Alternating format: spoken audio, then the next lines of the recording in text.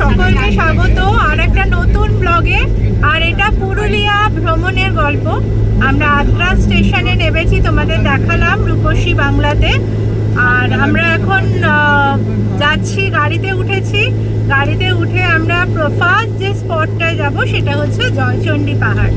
তো জয়চণ্ডী পাহাড়ের দিকেই আমরা রওনা হয়েছি। আর এই দাদা আমাদের সঙ্গে দুদিনই থাকবেন। দাদা, তোমার নামটা একটু বলো। বৈদ্য। হ্যাঁ, বৈদ্য। বৈদ্য। আচ্ছা, তোমার কোনো ফোন নাম্বার থাকলে সেটাও বলে দিও। 9153616770। আচ্ছা, এই নাম্বারটা তোমরা কন্ট্যাক্ট করে নিতে পারো দাদার সঙ্গে যদি এই অফবিট পুরুলিয়া ঘুরতে চাও। মাঝখানেও তো দুবার দাঁড়ালো, মেদিনীপুরে ঢোকার আগে দাঁড়ালো, এখানে তো দুবার দাঁড়ালো, তিনবার অযথা দাঁড়ালো। ও দূরে দেখা যাচ্ছে জয়চণ্ডী পাহাড়। আমরা ওই পাহাড়ের দিকেই যাচ্ছি। এই জয়চণ্ডী পাহাড়টা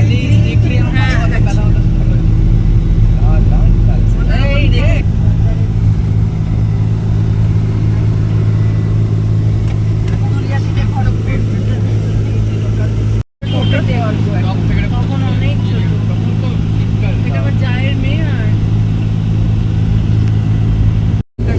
কি সুন্দর রাস্তাটা। হ্যাঁ, অযোধ্যা স্যার। এটা তো হাওড়া ব্রিজ দেখতে হলে যেতে হবে। এই বড় পাহাড়টাই হচ্ছে জয়চণ্ডী পাহাড়। এর ওপরে চণ্ডী মাতার মন্দির আছে, বজরংবলীর মন্দিরও আছে। গ্রামের মধ্যে দিয়ে রাস্তা।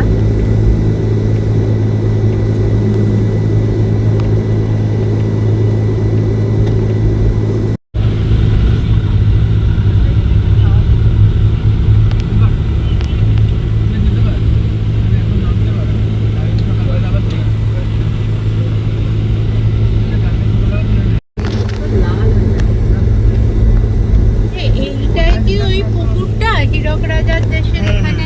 হ্যাঁ, দেখো দেখো এই পুকুরটা দেখো, গুপি গাইন আর বাঘা বাইন খেয়ে যেখানে হাত ধুয়েছিল। আমরা হাত দিয়ে আসবো খাবার আগে, ওরা খেয়ে দিয়েছিল, আমরা না খেয়ে দেবো। জয়চণ্ডী পাহাড়। আর ডিসেম্বর মাসে এই জয়চণ্ডী পাহাড়ের পাদদেশে মেলা বসে। এখনো কিছু অস্থায়ী দোকান আছে দেখো।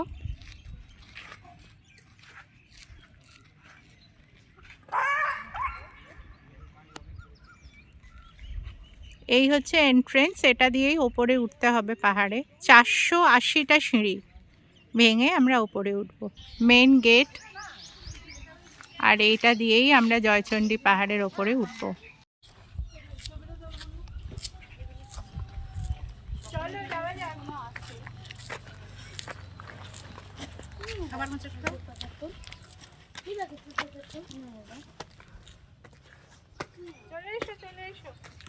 তোমরা যারা হীরক রাজার দেশের গুপি গাইন বাঘা বাইন এদের ভালোবাসো, সবাই ভালোবাসো, প্রত্যেকটা বাঙালির মনে প্রাণে এরা জায়গা করে নিয়েছে। সেই উদয়ন পণ্ডিত যেখানে ছিলেন সেটা কিন্তু এই জয়চণ্ডী পাহাড়ই। তাহলে হীরক রাজার দেশ আর জয়চণ্ডী পাহাড়, এখানে উনার গুহাও, যে গুহায় দেখানো হয়েছিল মুভিতে যে উনি আছেন, সেই গুহাটাও আছে এখানে।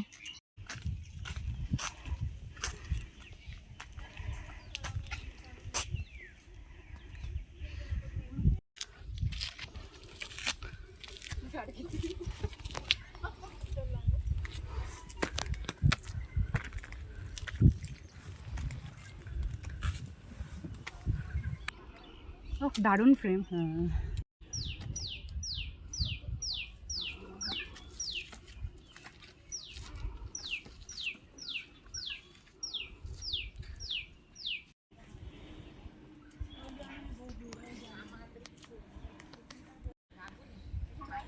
খাড়া উঠে গেছে সিঁড়ি।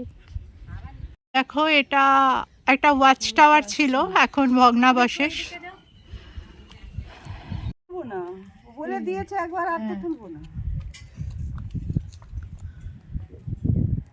দেখুন সেটটা, ক্যামেরার সেটিং হচ্ছে ছবি তোলার জন্য। এখন ঘড়িতে প্রায় 2:30 বাজে, দুপুর 2:30, তাও আবার পুরুলিয়ায়। ইচ্ছা শক্তি থাকলে মানুষ কত কী করতে পারে। তার জন্য আমরা 480টা স্টেপ ভেঙে জয়চণ্ডীর পাহাড়ের একদম টপে উঠেছি, যেখানে বজরংবলীর মন্দির আছে আর চণ্ডী মাতার মন্দির আছে, আর যেখান থেকে গোটা শহরটা দারুণ একটা ভিউ পাওয়া যায়। সেই ভিউটাও তোমাদের দেখাবো। তো এখন একটু বসেছি, 480টা স্টেপ, বুঝতেই পারছো গরমের সময়, যদিও ততটা গরম পড়েনি, ভালো লাগছে এসে, অ্যাম্বিয়েন্সটা ভীষণ ভালো লাগছে। এটা বজরংবলীর মন্দির।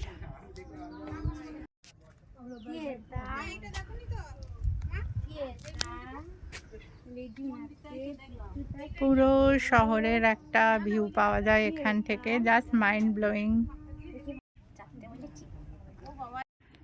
জাস্ট এই ভিউটা দেখো, তোমাদের জন্যেই এতটা দুপুরবেলা এতটা কষ্ট করে আমরা উপরে উঠেছি, অবশ্যই নিজেদের জন্য, কারণ এই ভিউ তো নিচ থেকে রিয়েলাইজ করাই সম্ভব নয়।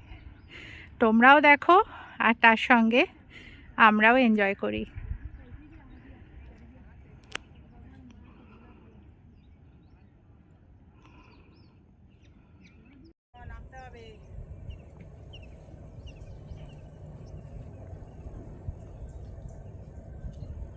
এইখানটা দাঁড়াবে তুমি, এইটা জাস্ট এর বাটনটা টিপবে, হয়ে যাবে। হ্যাঁ, এই হচ্ছে মাইন্ড ব্লোয়িং ভিউ, চলে এসো। জাস্ট মাইন্ড এই ব্লোয়িং। জাস্ট এই এত দূরে ধরছো কেন তুমি? এসো, হাত বাড়িয়ে ধরছো কেন? কাঁপবে তো, এইখানটা টিপো, হয়ে যাবে। আমরা এখন জয়চণ্ডী পাহাড়ের একদম উপরে এসে পৌঁছেছি, আর তোমাদের আগেই যেটা দেখালাম যে একটা 360 ডিগ্রি ভিউ, জাস্ট অসাধারণ, মানে মনটা খুশি হয়ে গেল। আর ওপরে মেঘলা আকাশ, পিছনে আর একটা পাহাড়, বিভিন্ন পাহাড়ের বিভিন্ন নাম আছে এখানে, ছোট ছোট অনেকগুলো টিলা, আর এটাই মেন পাহাড়, জয়চণ্ডী পাহাড়। ওপরে হনুমানজির মন্দির, বজরংবলীর মন্দির, চণ্ডী মাতার মন্দির, আর এত সুন্দর অ্যাম্বিয়েন্স। আর কিছু চাই কি তোমাদের? তোমাদের জন্য দেখো কি ভিউ তুলে এনেছি আমরা। এই যে জয়চণ্ডী মাতা মন্দির, আর পাশেই বজরংবলীর মন্দির। ভিউটা দেখো জাস্ট। গুড্ডি দারুণ দারুণ স্টিল ছবি তুলছে, এদিক ওদিক ঘুরছে।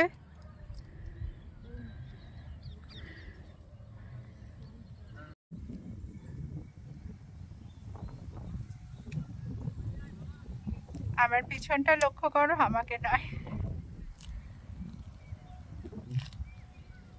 দেখো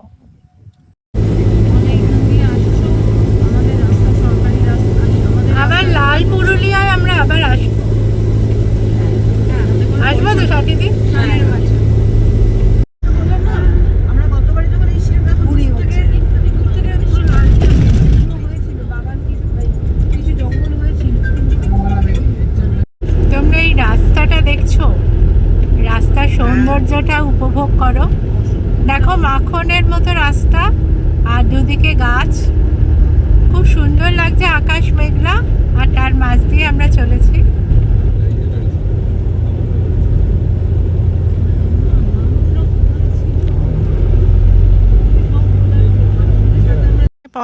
পলাশের মরশুমে এখানে হয়তো বুঝতে পারছো না, সূর্যটা পিছন দিকে, দাঁড়াও দেখায়।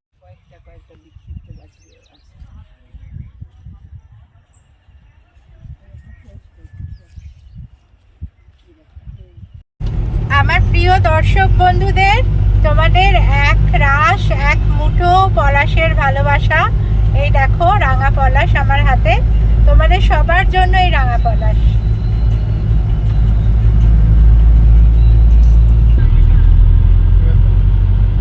এই হচ্ছে বসন্তের পুরুলিয়া।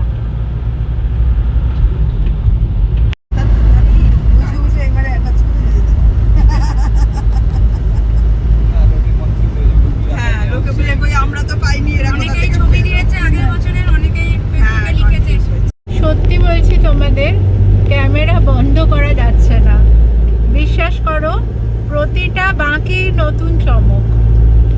আর রাস্তার সৌন্দর্য তো সত্যি, মানে কি বলবো, ভাষায় বর্ণনা করা যায় না। পুরুলিয়া যে সত্যি সুন্দর সেটা বলার অপেক্ষা রাখে না।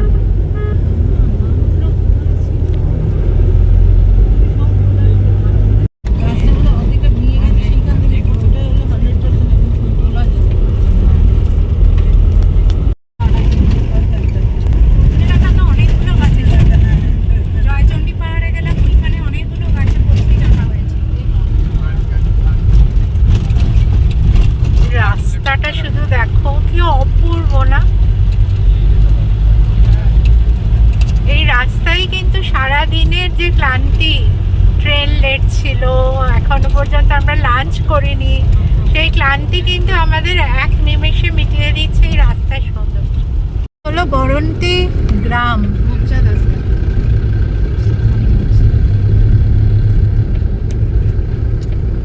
যেরকম হয় গ্রামের পরিবেশ, ছোট ছোট গ্রামের বাড়ি, এই বরন্তি গ্রামের মধ্যে দিয়েই এখন আমরা যাচ্ছি।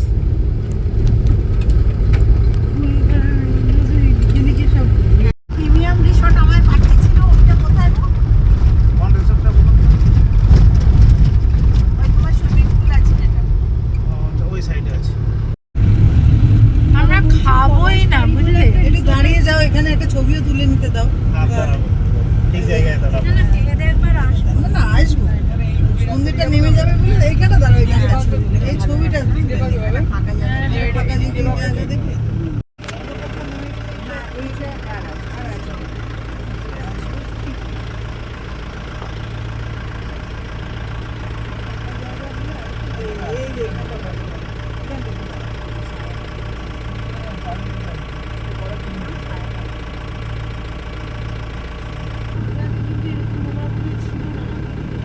না না, পরে পরিষ্কার করে, এখন পাতা খসার সময় না, পাতা ইয়ে করে নতুন পাতা উঠে।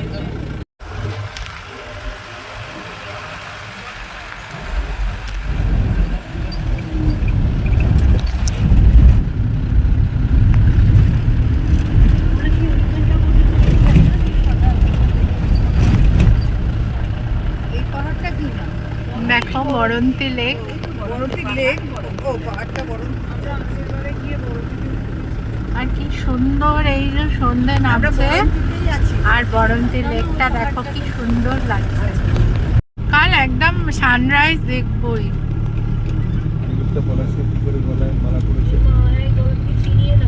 এখানে কিনতে পাওয়া যাচ্ছে। হ্যাঁ,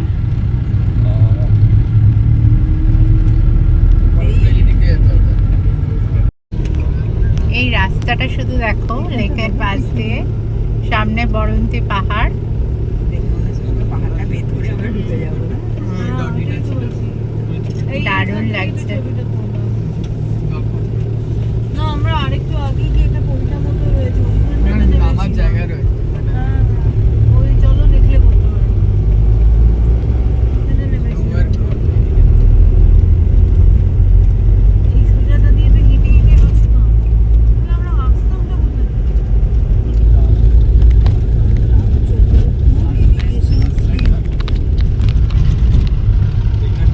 না না, এই তো এইখানে। এই যে আমাদের আজকে রিসর্ট গ্রিন পার্ক রিসর্ট।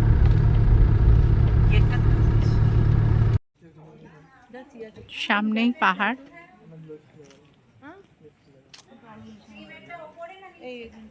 আর এই বিল্ডিংটায় আমাদের রুম অ্যালট হয়েছে।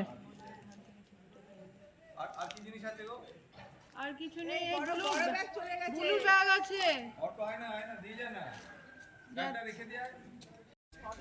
দেখো কত অরেঞ্জ হয়েছে গাছটাতে। আমরা এখন 4:30 বাজে এই খেতে যাব লাঞ্চ। 4:30 সময় আমরা এসে পৌঁছলাম আমাদের রিসর্টে। আমাদের তো ট্রেন অনেকটা লেট করেছিল, প্রায় 3 আওয়ার্স, তো সেই জন্য সবটাই লেটে চলছে। তো এখন আমরা লাঞ্চ করব, রাত্রে ডিনার কী করে করব জানি না। যাই হোক, খিদেও পেয়েছে, লাঞ্চটা করে নিই, তারপর লেকের ধারে যদি যাওয়া যায় তাহলে যাব। বৃষ্টি পড়ছে আবার, আমরা বরন্তি লেকে যে সানসেট দেখব সেই সিচুয়েশনটাও হচ্ছে না। যাই হোক, খাওয়া দাওয়া করি, তারপর দেখা যাক। খিদের মুখে দেখো গরম গরম ভাত আর লেবু, কাঁচা লঙ্কা, পেঁয়াজ, ডাল, এখন বেগুন ভাজা আসছে, এই যে বেগুন ভাজা দিচ্ছে।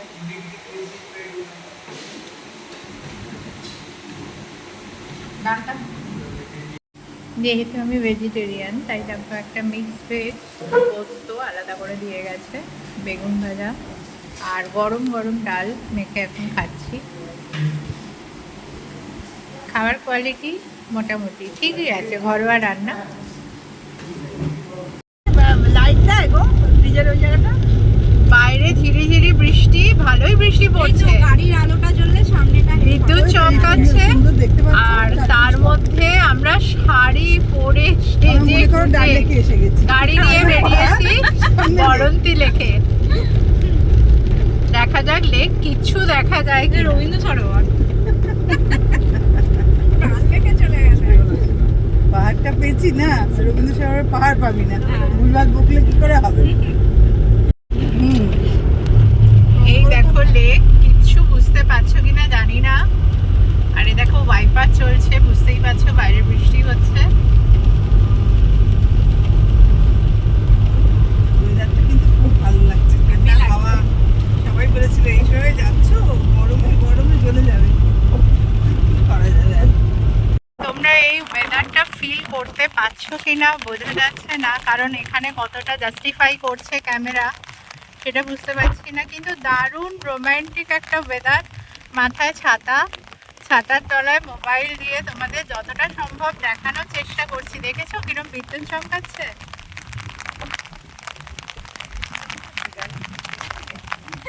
না না, বিদ্যুৎ চমকালো তো।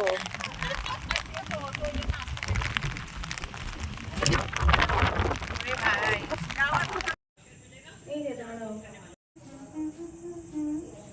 জানো গানটা ডুবলো সনাতন আজ সারানা কাল সারানা পাই যে দর্শন কালো জলে কুচলো তলে ডুবলো সনাতন আজ সারানা কাল সারানা পাই যে দর্শন নদী ধারে চাষে বধু মিছাই করস ঝিরি হেরে বাঁকা নদী বইছে 12 মাস কালো মাস কালো জলে কুচলো তলে ডুবলো সনাতন আজ সারানা কাল সারানা পাই যে দর্শন।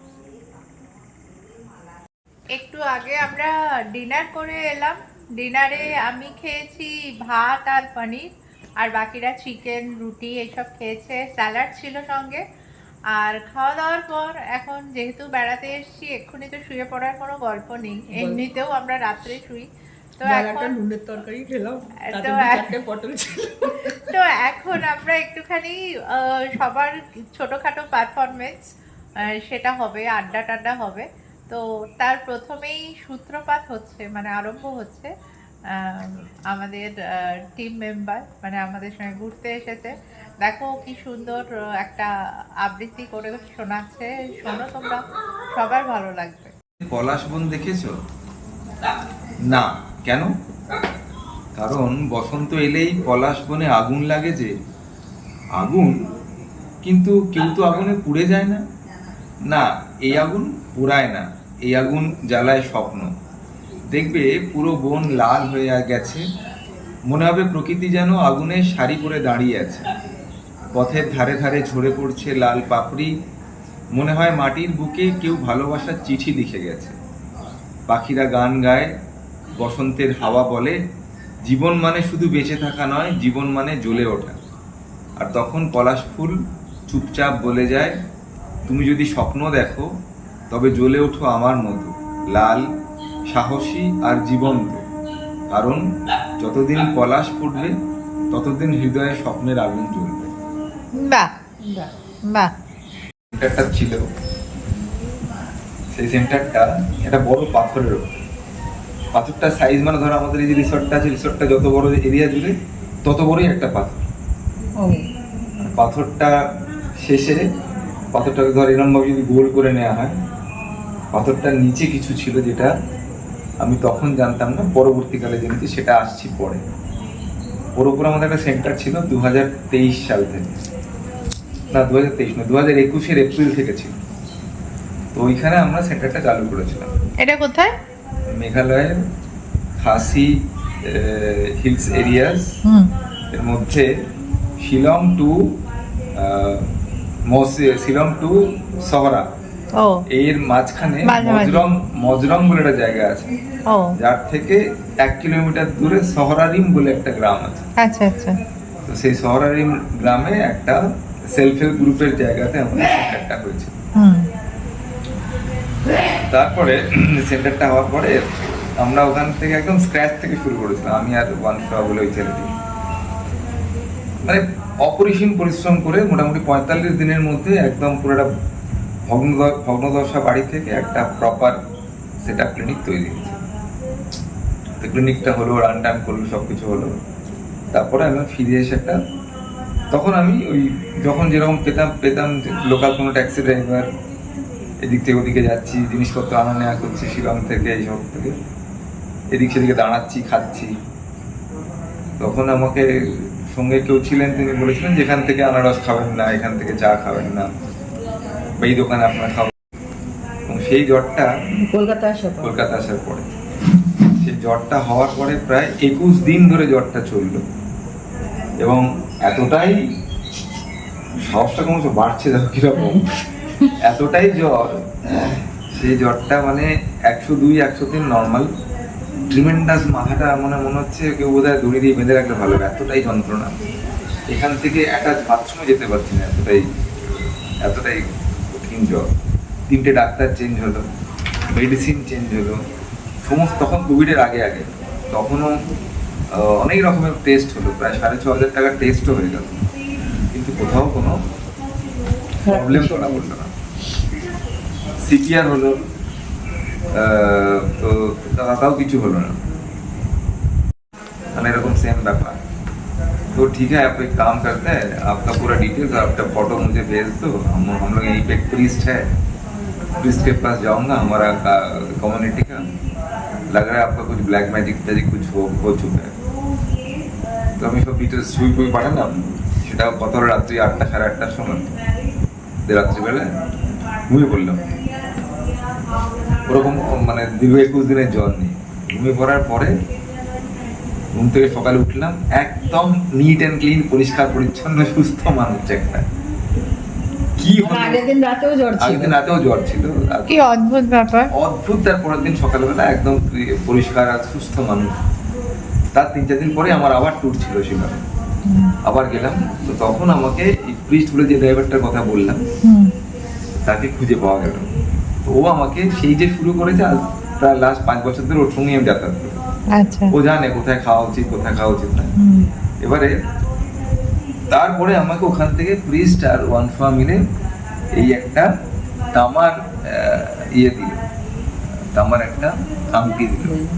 এটা শিলং থেকেই কেনা। তো ওই আংটিটা তখন থেকে আমি পরেই আছি। আচ্ছা, বলে এই তামার আংটি পরলে এই ব্ল্যাক ম্যাজিকের এফেক্ট থেকে বাঁচা যায়। আমি এগুলোতে কোনোদিন কোনো বিশ্বাস ছিল না। তো সেই ঘটনার পর থেকে আজও এই তামার আংটিটা পরে আছে, 5 বছর পরে। এবং এই তামার আংটির অদ্ভুত একটা জিনিস দেখেছি, যখন আমার শরীর কোনো রকম খারাপ থাকে, ধরো মনে হচ্ছে ম্যাচ করছে শরীরটা, কি গ্যাস হয়েছে, কি বডি ক্লিয়ার হয়নি, এর কালারটা চেঞ্জ হয়ে যায় কিন্তু। এবং যখন খুব চকচকে থাকে তখন আমি খুব ভালো থাকি। এটা তো বডির সঙ্গে রিঅ্যাক্ট করে, এটা তো মেটাল না। আমি একদম আগে মানতামই না কখনো। পেছনে এইদিকে তোর ওয়েস্ট বক্স আছে, ডান দিকে। আমি আমার ক্লিনিকটার পেছনে একবার টয়লেট করেছিলাম। সেই টয়লেটে জলটা ওই পাথরে গড়িয়ে নিচে চলে যায়, এবং সেই নিচে মেঘালয়তে এখনো 39 জন ডোয়ার্ফ আছে। ডোয়ার্ফ মানে এরম সাইজের মানুষ, যাদের এই মাথা থেকে হাঁটু অবধি পুরো দাঁড়িয়ে আছে। 39টা মানুষ আছে খাসি জয়ন্তিয়া হিলস মিল। এই ডোয়ার্ফ সম্প্রদায়ের মানুষদের কোনো ক্ষতি করে না, তো ওরা রাত্রিবেলা বেরোয়, যে খাবার চুরি করে লোকেদের বাড়ি থেকে নিজেদের খাবার খায়।